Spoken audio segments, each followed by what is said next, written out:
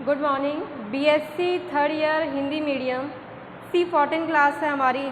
देखिए, पिछली 2 क्लास में मैंने आपको HSAB सिद्धांत के अनुप्रयोग के बारे में बताया था, एप्लीकेशन ऑफ HSAB प्रिंसिपल।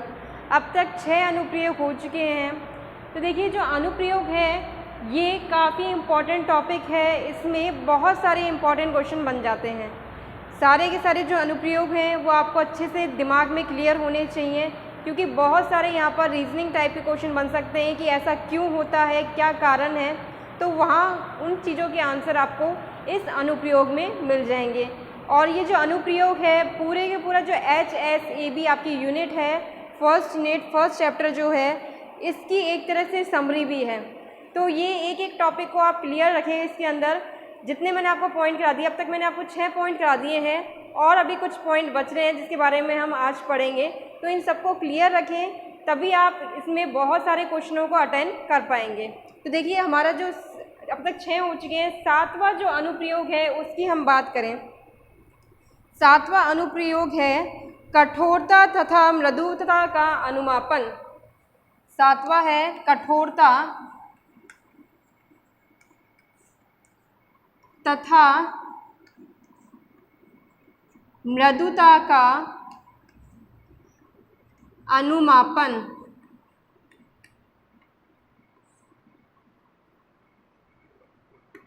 तो यहाँ पे देखिए, किसी भी अभिक्रिया को देख के हम बता सकते हैं, अगर वहाँ पर पहले से ही कठोर या मृदु अम्ल एक मौजूद है तो दूसरा जो अम्ल है वह कठोर होगा या मृदु। ठीक है, मैं एक उदाहरण से इसको आपको समझाती हूँ। जैसे एक अभिक्रिया है,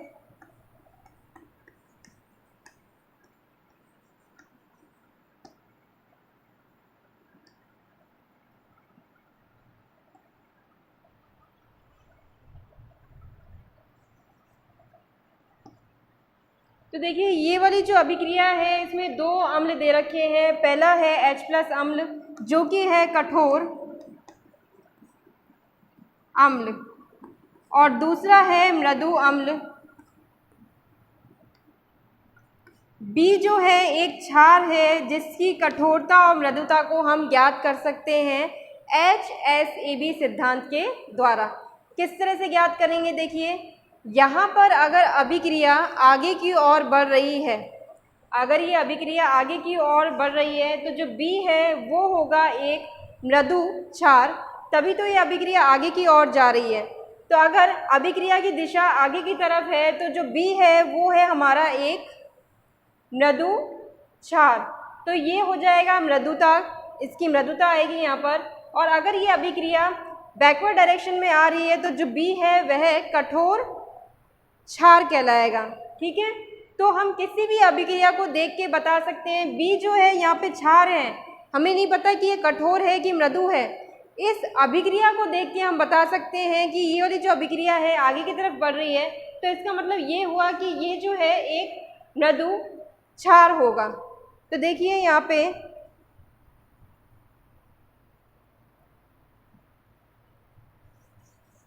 इसी अभिक्रिया को मैं दोबारा लिखूंगी। किसी अभिक्रिया को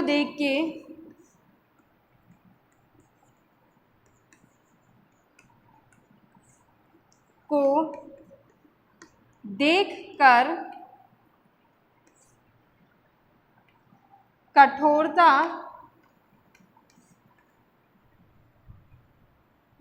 तथा मृदुता का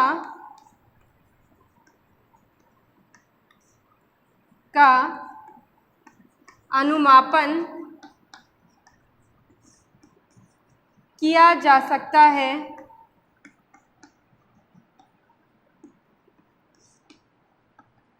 उदाहरण BH+ की अभिक्रिया हो रही है CH3Hg+ के साथ। इस अभिक्रिया में ये एक क्षार है और जुड़ा हुआ है यह कठोर अम्ल के साथ, जबकि यह हो गया मृदु अम्ल और अभिक्रिया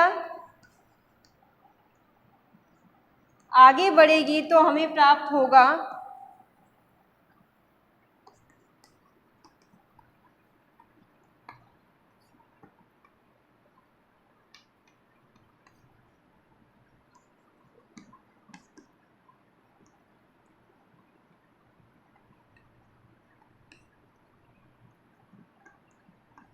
ठीक है। यहाँ पे देखिए दो चीज़ें निकल के सामने आती है। यदि अभिक्रिया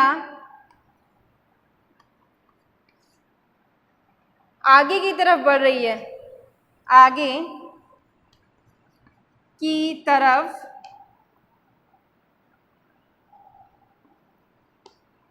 अग्रसर है तो बी एक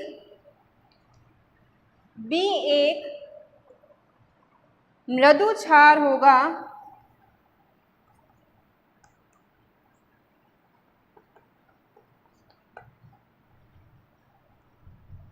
और दूसरी कंडीशन में यदि अभिक्रिया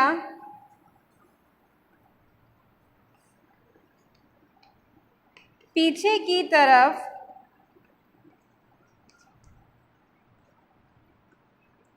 अग्रसर है तो बी एक कठोर क्षार होगा। ठीक है। तो यानी अभिक्रिया में अगर पहले से ही एक कठोर और मृदु प्रजाति दी हुई है तो दूसरा जो अम्ल क्षार दिया है वह कठोर है या मृदु है, यह हम HSAB सिद्धांत के द्वारा बता सकते हैं। तो ये हो गया हमारा 7वां अनुप्रयोग, इसे नोट करें।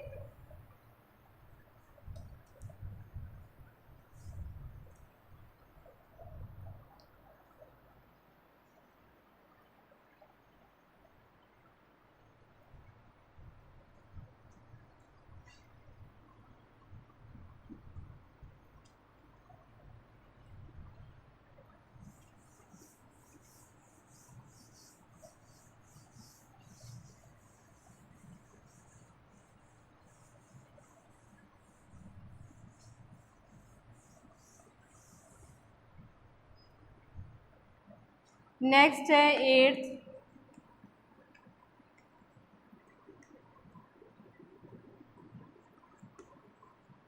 उभयतंतुक लिगेंड युक्त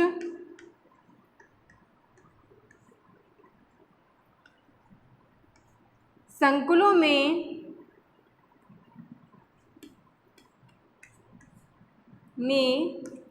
बंधन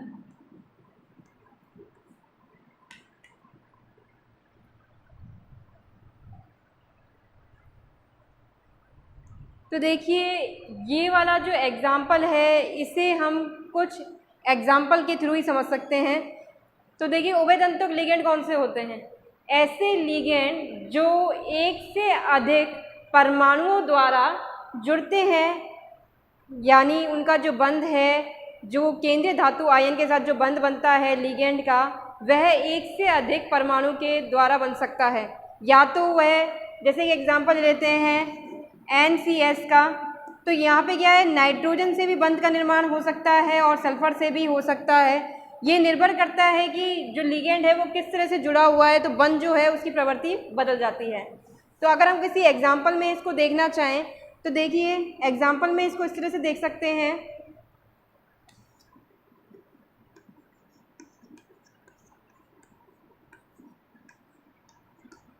दो एग्जाम्पल बता देती हूँ इसको मैं आपको।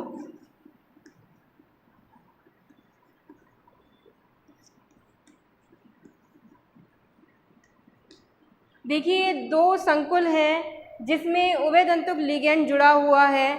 पहले जो एग्जाम्पल है उसमें जिसमें नाइट्रोजन परमाणुओं के द्वारा ये जो लिगेंड है जुड़ा हुआ है CO से, जबकि जो दूसरा वाला केस है उसमें सल्फर के द्वारा PD से जुड़ा हुआ है। तो देखिए लिगेंड तो सेम है, बस यहाँ अंतर है कि किस परमाणु के द्वारा यहाँ बंध का निर्माण हो रहा है केंद्रीय धातु आयन के साथ। अब देखिए दोनों जो संकुल है उसमें केंद्रीय धातु आयन अलग हैं। बस लिगेंड ही समान है और किस परमाणु के साथ जुड़ा हुआ है वो अंतर है। तो यहाँ पे फर्स्ट केस में देखिए CO एक कठोर अम्ल है जबकि ये एक कठोर क्षार है। इस वाले केस में PD2+ जो होता है वह एक मृदु अम्ल होता है जबकि ये हो जाएगा एक मृदु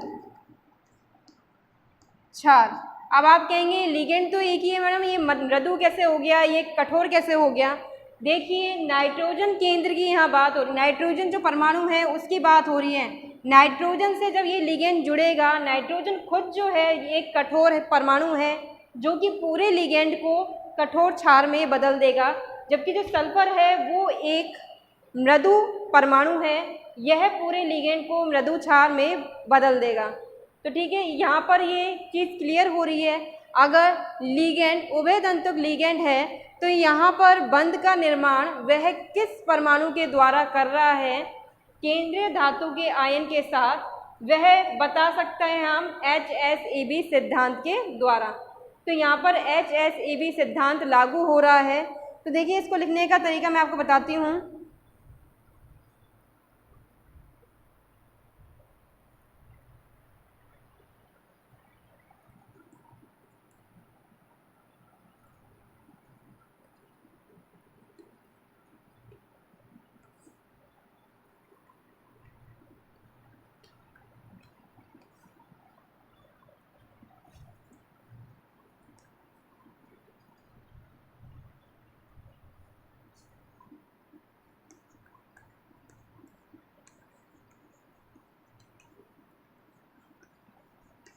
उभयतंतुक लिगेंड HCN द्वारा PD2+ से तथा NCS द्वारा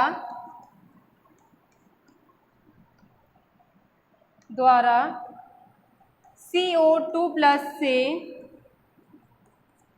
जुड़ता है। ठीक है, ये इसके एग्जाम्पल हो जाएंगे, ये हमने उसका उदाहरण देख लिया। अब आगे इसमें हम लिख सकते हैं स्पष्ट करने के लिए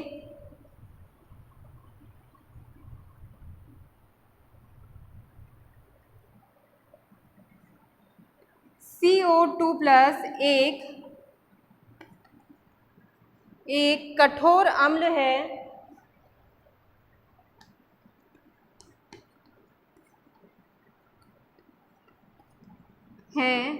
जो NCS लिगेंड से N परमाणु द्वारा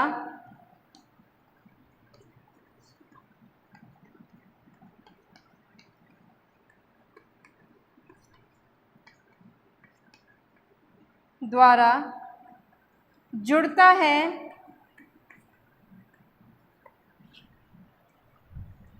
जबकि PD2+ एक मृदु अम्ल है जो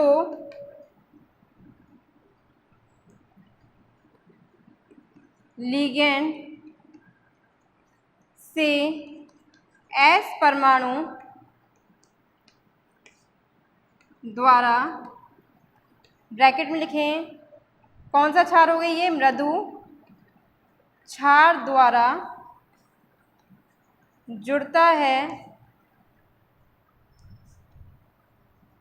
यानी जो बंध का निर्माण है वह कठोर और मृदु के मध्य हो रहा है। तो हम बता सकते हैं कि ये जो संकुल प्राप्त हो रहे हैं, दोनों ही संकुल, वह एक स्थायी संकुल प्राप्त हो रहे हैं, जुड़ता है, जिससे क्रमशः स्थायी संकुल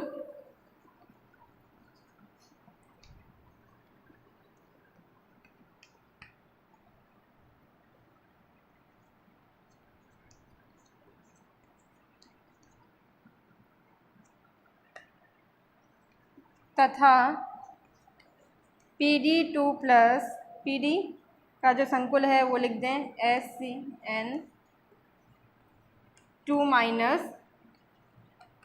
बनता है। ठीक है, नोट डाउन करें इसे।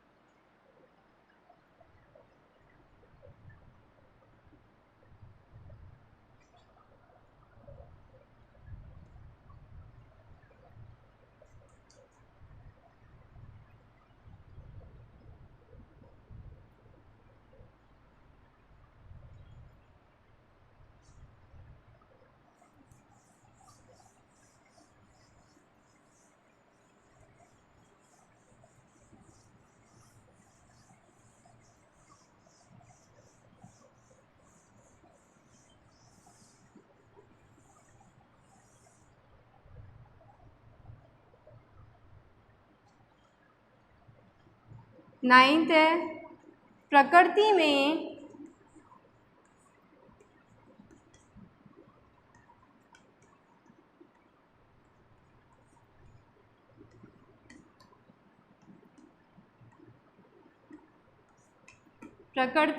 खनिजों की प्राप्ति। देखिए, क्षार धातु, क्षारीय मृदा धातु और हल्के संक्रमण धातु ओ केंद्र को वरीयता देते हैं, यानी वह लिगेंड के रूप में जो है मृदु लिगेंड, जो लिगेंड के रूप में ये जो है ऑक्सीजन को वरीयता देते हैं। ऐसे लिगेंड के साथ जुड़ेगा जहाँ पर ऑक्सीजन मौजूद होगा। क्यों? क्योंकि ये खुद क्या है, एक कठोर अम्ल है, तो ये कठोर ही क्षार को वरीयता दे रहा है। तो इस कारण से जो ये फर्स्ट ए, सेकंड ए और हल्के ट्रांजिशन मेटल यानी संक्रमण धातु हैं, यह कार्बोनेट तथा ऑक्साइड के रूप में पाए जाते हैं। ठीक है, जबकि भारी संक्रमण धातु जो है, ट्रांजिशन मेटल है, वह पाई जाती है सल्फाइड के रूप में। ठीक है, तो ये तो है एक तरह से मैं आपको बता सकती हूँ कि किस रूप में ये जो खनिज है पाए जाते हैं, इनका जो अक्रेंस होता है वो किस रूप में होता है। जैसे कि इसका एक एग्जांपल से मैं आपको बता देती हूँ, MgCO3, और दूसरा अगर हम ऑक्साइड के रूप में देखें तो ऑक्साइड का SnO2 टिन ऑक्साइड हो गया। इसी तरह से सल्फाइड के लिए ZnS, इस टाइप का कोई एग्जांपल, जैसे कोई भी बहुत सारे हैं। जो भारी संक्रमण धातु है वह तो सल्फाइड के रूप में, जबकि हल्के संक्रमण धातु फर्स्ट ए, सेकेंड ए जो है वो कार्बोनेट और ऑक्साइड के रूप में पाए जाते हैं। तो इनकी प्राप्ति किस रूप में होती है ये बता सकते हैं हम HSAB सिद्धांत के द्वारा।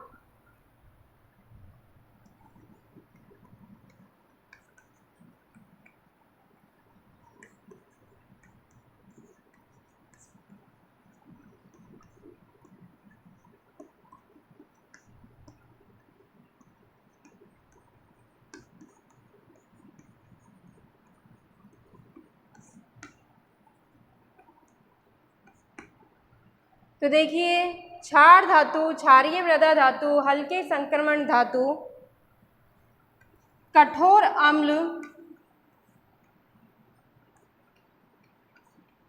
होने के कारण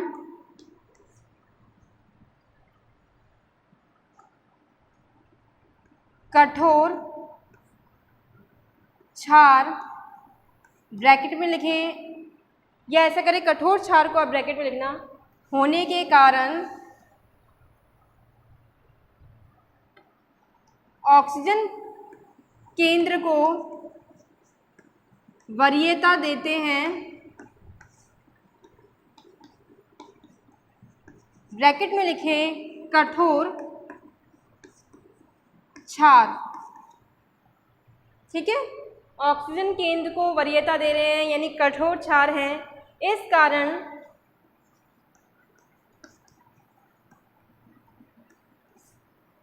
यह ऑक्साइड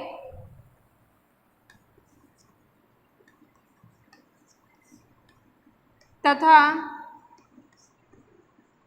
कार्बोनेट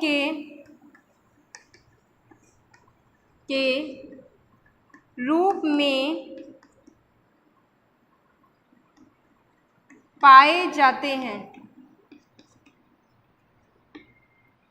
कार्बोनेट ऑक्साइड के रूप में पाए जा रहे हैं। तो यहाँ पे इसके कुछ एग्जाम्पल मैं आपको बता देती हूँ।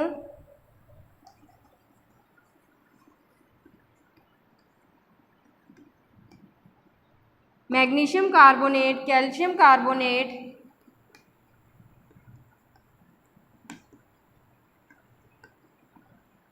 एल्युमिनियम ऑक्साइड,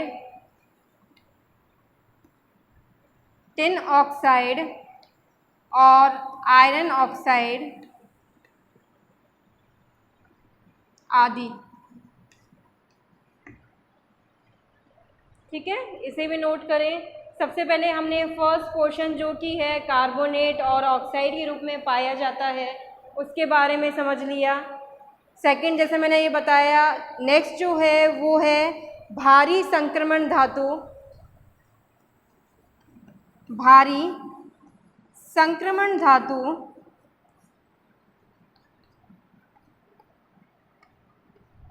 मृदु अम्ल होने के कारण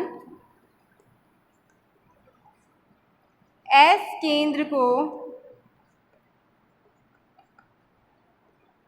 वरीयता देते हैं।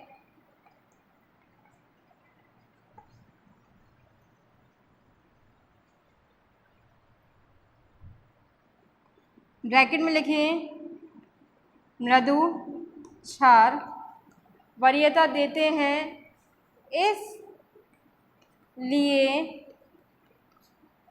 यह सल्फाइड के रूप में पाए जाते हैं।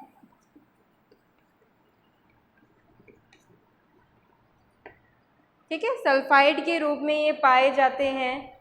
तो यहाँ पर अगर मैं कुछ एग्जाम्पल की बात करूँ तो एग्जाम्पल में ये हैं Cu2S Ag का स्क्वायर S और ZnS और HgS आदि। Copper sulphide, silver sulphide, zinc sulphide और मरकरी सल्फाइड। ठीक है, ये जो है प्रकृति में खनिजों की प्राप्ति, इसको भी नोट कर लें। इस पे भी क्वेश्चन आ जाता है कि जो मैग्नीशियम है कार्बोनेट के रूप में क्यों पाया जाता है, सल्फाइड के रूप में क्यों नहीं, या फिर जो जिंक है वह कार्बोनेट के रूप में क्यों नहीं पाया जाता।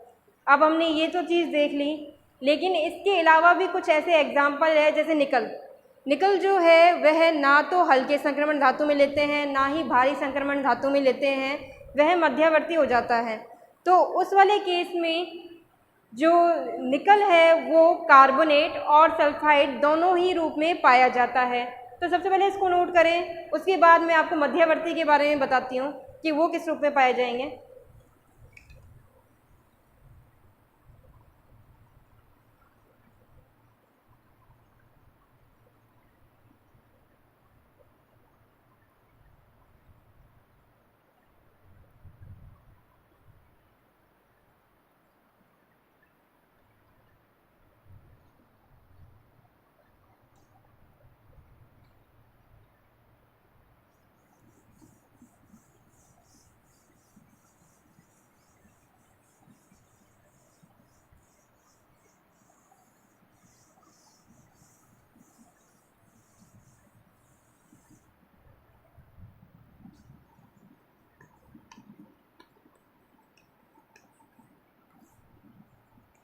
देखिए, सीमावर्ती अम्ल की हम बात कर रहे हैं। सीमावर्ती अम्ल Na2+ Pb, Pb2+, लेड की यहाँ बात कर रहे हैं हम, Pb2+,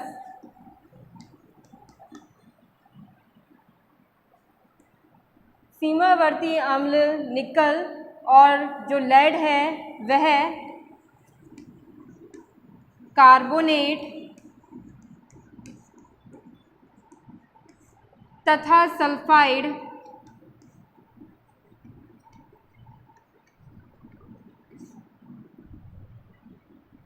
दोनों ही रूपों में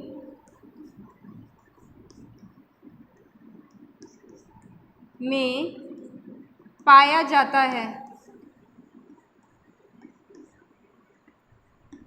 ठीक है, क्योंकि ये जो है सीमावर्ती है, इस कारण से ना तो इसको कठोर में रखा गया है ना ही मृदु में रखा गया है, तो ये दोनों कैटेगरी का होने की वजह से दोनों ही रूपों में पाया जा सकता है। तो उसको भी नोट कर लें।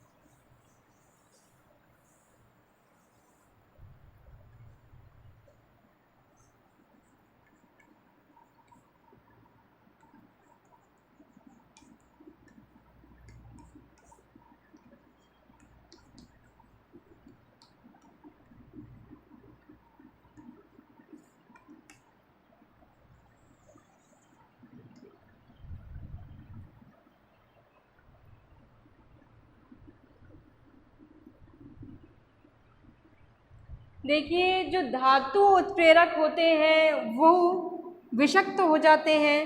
क्यों? अगर उनके पास उनके साथ जुड़ जाए CO, ओलेफिन या फॉस्फोरस, आर्सेनिक वगैरह, अगर इन धातुओं के साथ, जैसे धातु उत्प्रेरक में एग्जाम्पल मैं बता देती हूँ, पैलेडियम और PT, प्लेटिनियम। ठीक है, ये दोनों ही क्या है कि उत्प्रेरक के रूप में काम आती है अभिक्रिया में। आपने बहुत बार देखा होगा इन दोनों के बारे में कि ये उत्प्रेरक के रूप में अभिक्रिया को संपन्न कराते हैं। तो अगर इनके साथ इस टाइप पे कोई लिगेंड आके जुड़ जाए, ये जो है एक मृदु अम्ल है, इनके साथ अगर मृदु क्षार जो है, ये सारे जो लिगेंड है अगर जुड़ जाते हैं तो हम जानते हैं कि इनके द्वारा, ये सारे जो लिगेंड के द्वारा ये वाले अम्ल जो हैं मृदु अम्ल वह विषक्त हो जाते हैं। उनकी उत्प्रेरक की जो प्रकृति होती है, प्रवृत्ति होती है, वह नष्ट हो जाती है। इसके पीछे कारण ये होता है कि जो मृदु अम्ल है वह इन लिगेंडों को, मृदु क्षारों को पूरी तरह से अधिशोषित कर लेता है, और इसके जो सक्रिय स्थल है जिसके द्वारा से ये उत्प्रेरक के रूप में काम आता है, वह सक्रिय स्थल पूर्णतः बंद हो जाते हैं और ये आगे उत्प्रेरक का काम नहीं कर पाते। लेकिन अगर इसके विपरीत हम देखें तो अगर कोई कठोर क्षार हो, जैसे कि F- हो गया कठोर क्षार, वह इनको विषक्त नहीं करेगा। इन क्षारों, इन जो लिगेंड्स, इन जो धातु आयन हैं उनको विषक्त नहीं करेगा। इन लिगेंड के द्वारा ये विषक्त नहीं होंगे। तो इसको किस तरह से लिखेंगे वो भी देख लें।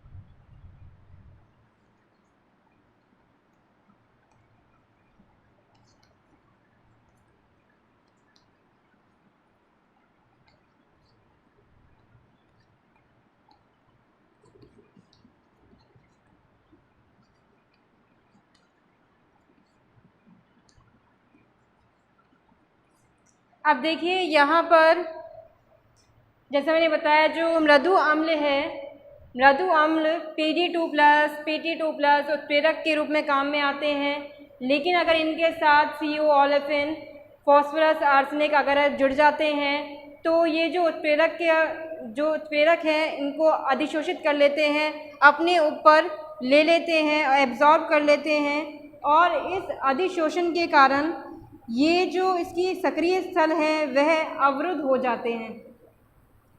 ठीक है, अवरुद्ध होने के वजह से जो इनकी प्रवृत्ति है उत्प्रेरक बनने की वह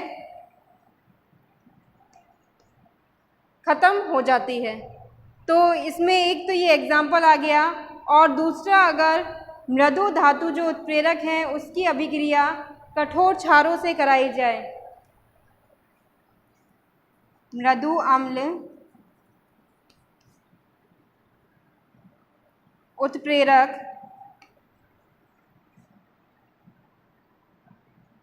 कठोर क्षारों से, ब्रैकेट में लिखेंगे FNO से अप्रभावित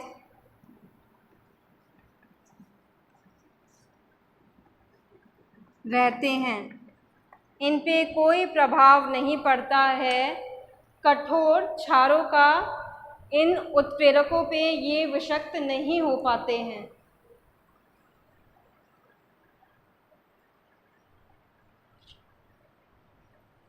तो अगर आपसे क्वेश्चन पूछा जाए कि ओलेफिन, फॉस्फोरस, आर्सेनिक द्वारा ये जो PD2+ है, PT2+ है, इनकी उत्प्रेरक प्रवृत्ति ख़त्म क्यों हो जाती है, विषाक्त क्यों हो जाती है, तो इसके पीछे ये कारण है।